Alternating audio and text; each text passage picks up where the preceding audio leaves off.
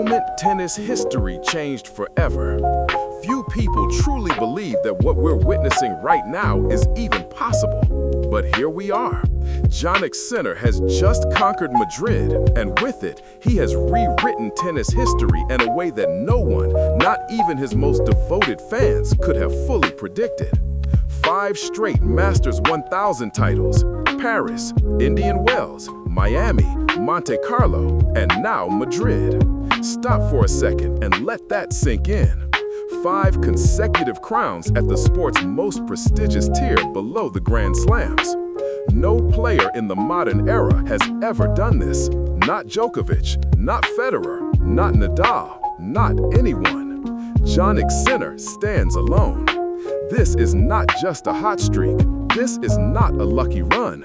This is the systematic, relentless, almost surgical destruction of the best tennis players on the planet. Week after week, tournament after tournament, surface after surface.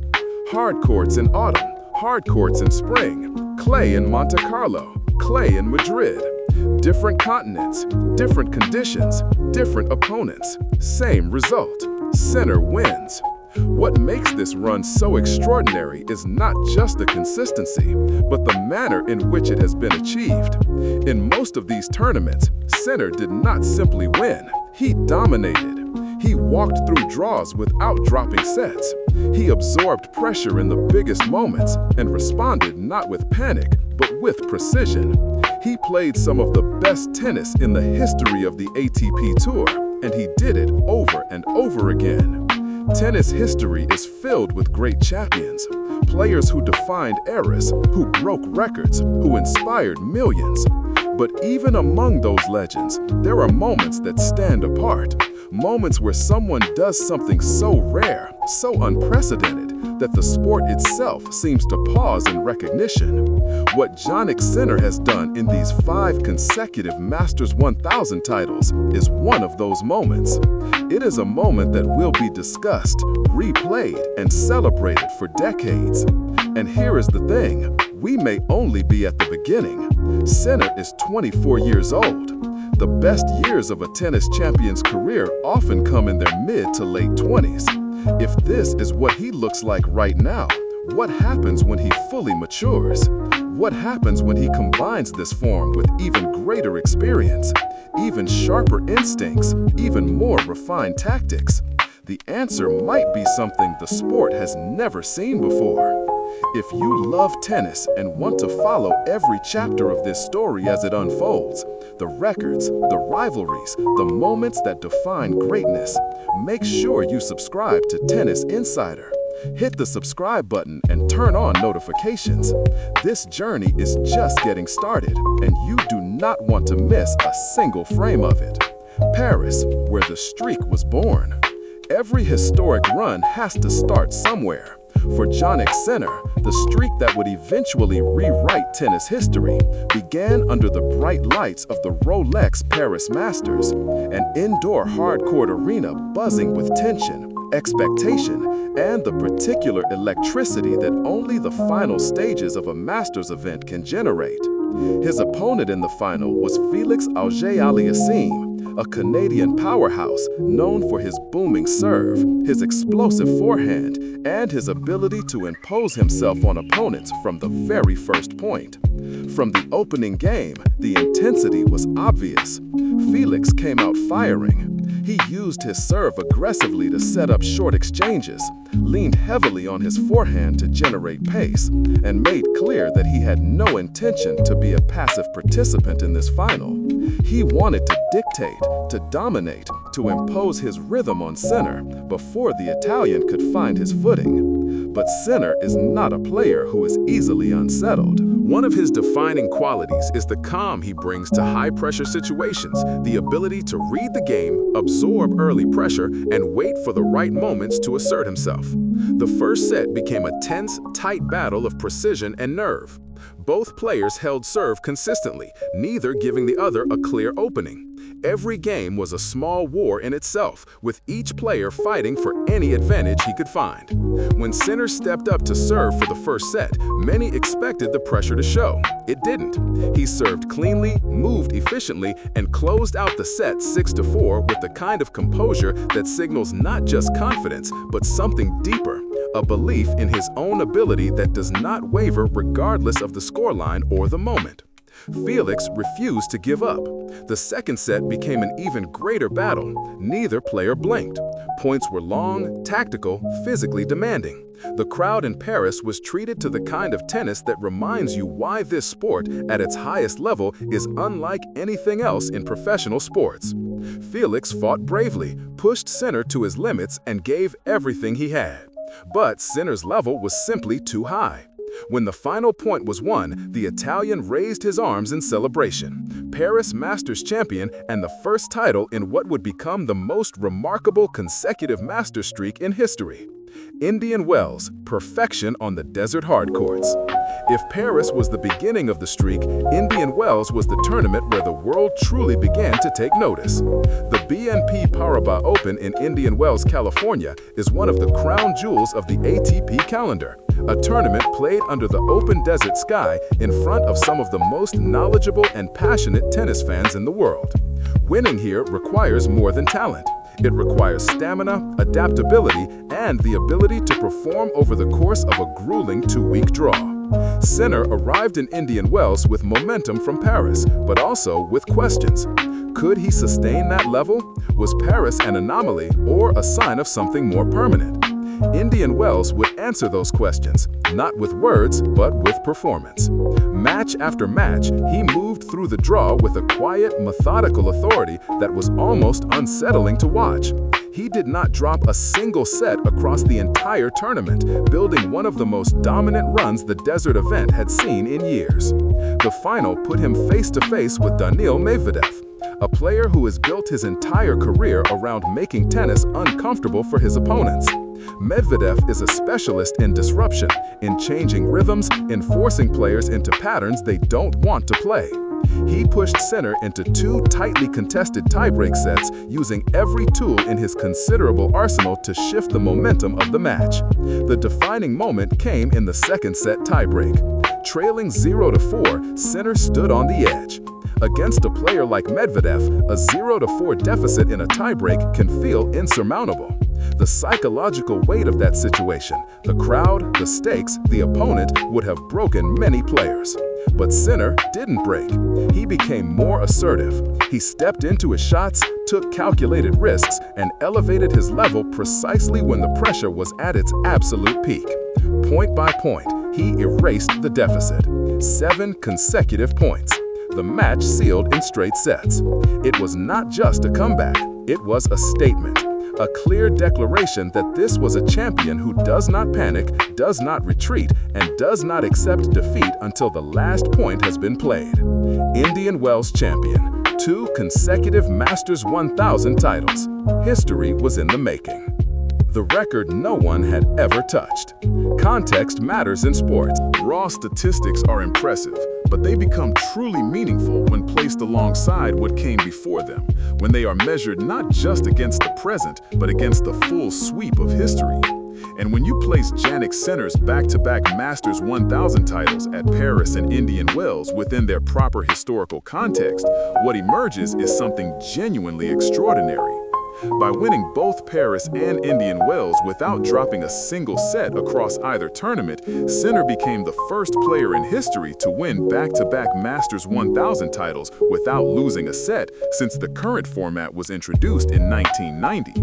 That is more than 3 decades of Masters tennis, thousands of matches, hundreds of titles, generations of the greatest players the sport has ever produced, and not one of them had managed this particular combination of consistency and dominance. Think about the names who have competed in the Masters 1000 since 1990. Pete Sampras, Andre Agassi, Stefan Edberg, Boris Becker.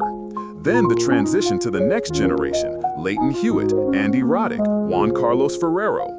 Then the era that defined modern tennis, Roger Federer, Rafael Nadal, Novak Djokovic, players who rewrote virtually every record that existed. And yet none of them accomplished what Sinner did, winning 2 consecutive Masters titles without dropping a set.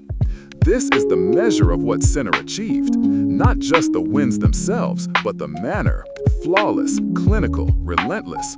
In a sport where even the best players in the world drop sets routinely against lower-ranked opponents, going through 2 entire Masters 1000 draws without losing a set is almost statistically improbable.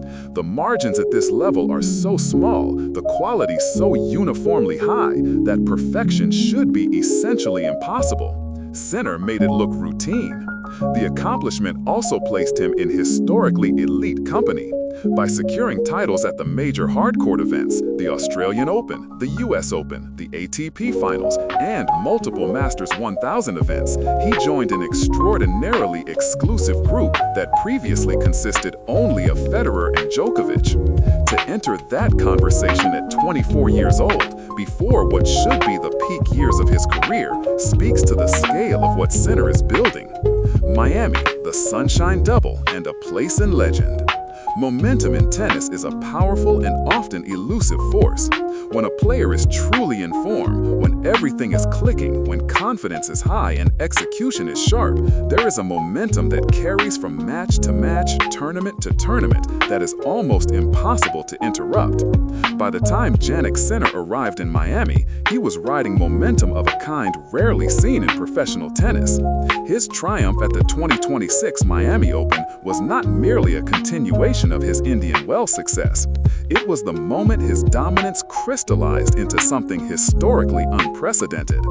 In the final at Hard Rock Stadium, Sinner faced Jiří Lehecka, a 21st-seeded Czech player who had been exceptional throughout the tournament. Lehecka is a player with real firepower, a big serve, and the mental fortitude to reach a Masters 1000 final. He was not simply there to make up numbers. But the scoreline, 6-4, 6-4, tells only part of the story. The underlying statistics revealed a performance that was one-sided in the most clinical way.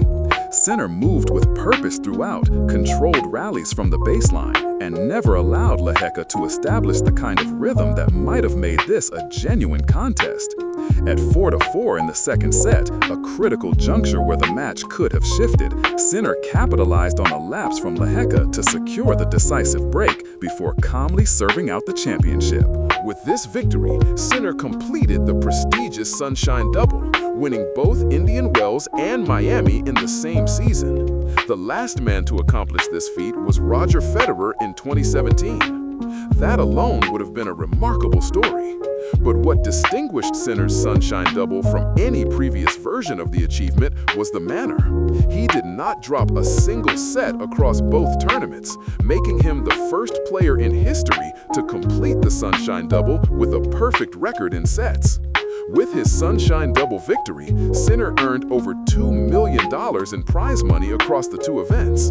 But the financial reward, significant as it is, barely registers against the historical weight of what he accomplished. 3 consecutive Masters 1000 titles, no sets dropped across 3 tournaments, history rewritten multiple times within the same extraordinary run. Monte Carlo, clay, Alcaraz, and the return to #1. Hard-court dominance is one thing. Clay court mastery is something entirely different. The surfaces demand different movement, different tactics, different physical conditioning, different mental approaches. Players who thrive on hard courts do not automatically transfer that success to clay. And the history of the ATP Tour is filled with examples of hard court specialists who struggled when the calendar shifted to the European clay season. So when Jannik Sinner arrived in Monte Carlo for the clay season opener, there were genuine questions about whether his extraordinary run could continue. He had missed this tournament the previous year. He was stepping onto a surface where Carlos Alcaraz, the defending champion, the undisputed king of clay, had a massive advantage in both experience and points. The stakes were enormous. Whoever won Monte Carlo would become the world #1 tennis player. Sinner answered every question with authority. He moved through the draw with the same methodical precision he had displayed on hard courts, adapting his game to clay with a fluency that surprised even those who had been following his career closely. His footwork was sharp, his shot selection intelligent, his ability to construct points on a surface that rewards patience and physicality was immediately apparent. Then came the final, Carlos Alcaraz, the match everyone wanted to see. From the very first point, you could feel the electricity. Both players struggled early against unpredictable conditions. The wind in Monte Carlo is a notorious factor, capable of turning good shots into poor ones and vice versa. But rather than being destabilized, Sinner embraced the challenge. At 6-5 down, with his back against the wall, Sinner locked in. Focused, unshaken, he held serve under enormous pressure and dragged the set into a tiebreak. Alcaraz blinked first with a double fault on set point. Set 1 to Sinner. Alcaraz responded brilliantly in the second set. Quick break, 3-1 up, the crowd alive. But Sinner's surge was unstoppable. 4 straight games, from 1-3 down to serving for the championship. Final score, 7-6, 6-3. World #1. 4th consecutive Masters 1000 title. His first Masters crown on clay. The anatomy of a champion. How Sinner wins. Winning once at the highest level of professional tennis requires talent. Winning consistently requires something more. And winning 5 consecutive Masters 1000 titles across different surfaces, different continents, different opponents, in different conditions requires a complete package of qualities that very few players in the history of the sport have ever possessed. So what exactly makes Sinner so difficult to beat? How does he keep winning when every opponent is preparing specifically for him? When every coach in the world is studying his patterns? When every player on tour has motivation to be the one who ends the streak? The first and most obvious quality is his ball striking. Sinner hits the ball with exceptional pace and precision from both wings. His forehand is a weapon, heavy, deep, and capable of generating angles that open the court in ways that create opportunities other players simply cannot create. But it is his backhand that truly sets him apart. The two-handed backhand is often described as the best in the world right now. Consistent under pressure, capable of playing both aggressive and defensive shots with equal quality, and virtually impossible to exploit. The second quality is his movement. Sinner covers the court with a deceptive efficiency. He does not always look quick, but he gets to balls that most players cannot reach, and he does so without expending unnecessary energy. His footwork is technically excellent, allowing him to set up properly for his shots even when under pressure. The third quality, and arguably the most important, is his mental composure. Tournament after tournament, we have seen Sinner face high-pressure situations. 0-4 down in a tiebreak against Medvedev, serving at 6-5 in a set against Alcaraz with the wind howling, closing out championships in front of enormous crowds. In every one of these moments, he has not just survived, he has thrived. He becomes better when the pressure is highest. That quality is not teachable, it is innate, and it is rare. Combine elite ball striking, elite movement, and elite mental composure, and you have a player who is, right now, almost unbeatable on any surface in any condition. Madrid, the 5th title and a record for the ages. By the time Jannik Sinner arrived in Madrid for the 5th stop of his historic run, the entire tennis world was watching. 4 consecutive Masters 1000 titles was already unprecedented. A 5th would place him in a category entirely his own, a category that no player in the history of professional tennis had ever occupied. The Madrid Open is one of the most demanding events on the clay court calendar. The altitude at the Caja Magica, significantly higher than sea level, changes the way the ball travels through the air, affects physical conditioning, and creates conditions that reward adaptability and athleticism above almost everything else. It is not a tournament where dominant form automatically translates from other venues. Sinner was unforgiving from the beginning. He faced young talents like Rafael Hotar and Arthur Fils, players who represent the next generation of the sport, hungry to make their mark and with nothing to lose against the world's best player. Sinner destroyed them in convincing fashion, playing with a ferocity and precision that sent a message to everyone remaining in the draw. This tournament was already decided. In the final, he faced Alexander Zverev, the German #2 seed, one of the few players in the world capable of matching Sinner's power and consistency. Zverev is a former world #2 himself, a player with multiple Masters titles and a Grand Slam final appearance on his resume. On paper, this was the toughest test Sinner had faced across the entire 5-tournament run. It did not matter. Sinner prevailed. The manner, controlled, relentless, clinical, was entirely consistent with everything that had come before. Jannik Sinner became the first and only player in the history of professional tennis to win 5 consecutive Masters 1000 titles. Across the 5 championships, he earned over $5 million in prize money. But the financial reward is almost incidental. What Sinner claimed in Madrid was something money cannot buy, a permanent place in the history of the sport. Sinner and the greats, where does he rank? Every generation of tennis fans eventually faces the same conversation. Where does the player they are watching rank among the greatest of all time? It is a conversation that resists easy answers because the sport evolves, the competition changes, and comparing players across different eras involves inevitable uncertainties. But with Jannik Sinner's 5 consecutive Masters 1000 titles, the conversation has moved beyond the realm of future possibility into present reality. By assembling titles at all 6 Masters 1000 hardcourt events, plus the Australian Open, the US Open, and the ATP Finals, Sinner has joined only Roger Federer and Novak Djokovic in achieving this comprehensive sweep of hardcourt honors. That is remarkable company. Federer is widely considered the most naturally gifted player in history, a player whose elegance and versatility transformed the sport. Djokovic is the most decorated champion in Grand Slam history, a player of extraordinary mental strength and physical consistency. To stand alongside them in any historical category at 24 years old is almost beyond comprehension. But what truly separates this moment from other milestones is the sequential nature of the achievement. Djokovic and Federer collected their hardcourt titles over the course of careers spanning decades. Sinner collected his in a single, unbroken run, 5 consecutive Masters titles without losing a set in most of them, achieved across different surfaces and different conditions in the space of months.